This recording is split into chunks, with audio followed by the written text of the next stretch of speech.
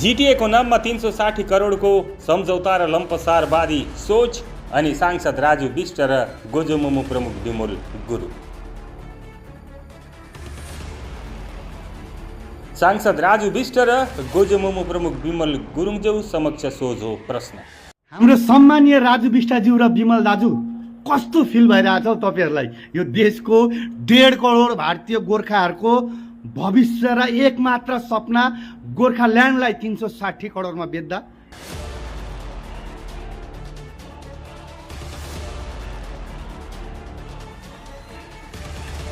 GTA को नाममा आउने 360 करोड रुपियाँको तराजुमा तौलिनु भएकै हो त छुट्टै राज्य गोर्खाल्यान्डलाई? प्रश्न उड्छ।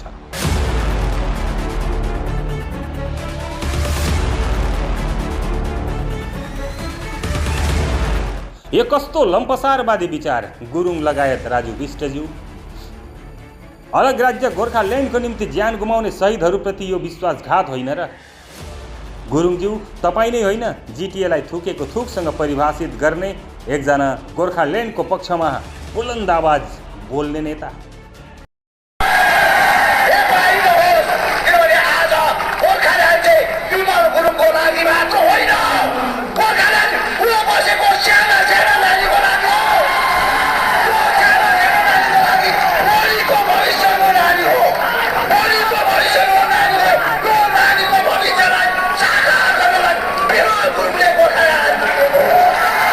तपाईको एउटा आह्वानमा भारतभरिका गोर्खाहरूले एक सूत्रमा समेटिएर समर्थन दिँदै सडकमा उत्रिएको बिर्सिनुभयो?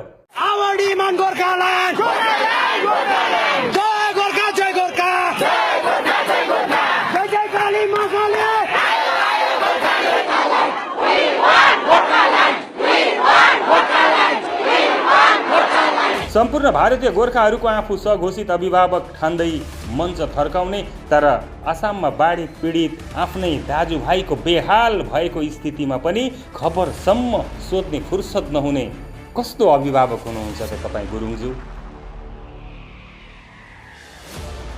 तपाईँले देखाएको गोर्खाल्यान्डको आन्दोलनमा होमिएर शहीद भएका शहीद परिवार, जेल खाएका, यतना सहेर अपाङ्ग भएर जीवन अतिबाहित गरिरहनेहरू समक्ष अब तपाईँ कसरी मुइनुहुन्छ होला?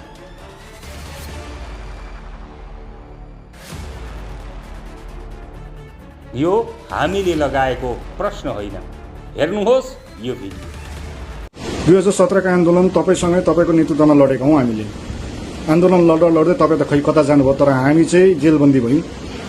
168 दिन सेन्ट्रल जेल बस्नु पर्यो। 168 दिन भोगेको छु दाजु, मेरो परिवारले भोगेको छ। 7 दिन मलाई दार्जिलिङको सदर थानामा राखेर टर्चर गरेको छ पुलिसले। सतीश पोखरेल सरलाई सोध्नुहोस्, मेरो केस पार्टनर सन्तोष थापालाई सोध्नुहोस्, रविन्द्र प्रधानज्यूलाई सोध्नुहोस्, कति चाहिँ कुटेको छ, बुझ्नुभयो त? जसको परिणाम हेर्नुहुन्छ आजको दिनमा। यहाँ हेर्नुहोस्, यहाँ हेर्नुहोस्, प्रतिफल हेर्नुहोस्। लाइफ टाइम ट्रिटमेन्ट गर्नु परिरहेको छ दाजु, लाइफ टाइम। हेर्नुहोस् यहाँ, लाइफ टाइम। केही गर्नु सक्दिनँ, अब अवस्था खत्तम भयो मेरो। सायद गोर्खाल्यान्ड र जीटीएको 360 करोडको तराजुमा तौलिँदा 360 करोड नै गरुङको देख्नुभयो होला, होइन र? गोर्खाल्यान्ड ल्याउन महाकाल बाबाको कसम खाएर 2024सम्म गोर्खाल्यान्ड नहुँदा राजनीति नै नगर्ने जीटीए नामक व्यवस्थाको समूल अन्त हुनै पर्छ भन्ने बिष्टज्यू तपाईँको माग थिएन र? त्यसो भए कहाँ गयो त छुट्टै राज्य गोर्खाल्यान्डको माग? महाकाल बाबा की